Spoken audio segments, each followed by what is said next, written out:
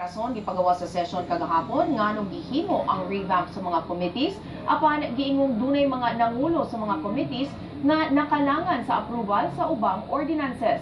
Duha sa mga konsehal nga walay committee chairmanship kaniadto nangulo na karon og komitiba. Si Councilor Diosdado Mahipos kinsa walay gisakupan nga komitiba kaniadto mao na karon ang chairman sa Committee on Games and Amusement. Si Councilor Bernard Alag mauna ang bagong floor leader gikan sa pagka-president pro tempore. Si Councilor Carlo Bello mao ang president pro tempore. Si Councilor Bonifacio Militar gihulipan ni Councilor Victorio Advincola Jr. isip assistant floor leader. Matod ni Konsehal Alag, gimando ni Vice Mayor Duterte ang revamp sa mga komitiba ug posisyon sa konseho aron mahatagan og higayon ang tanan nga mangulo o komitiba. Manumpa karong adlaw ang mga bag-ong committee chairs at tubangan sa Vice Mayor.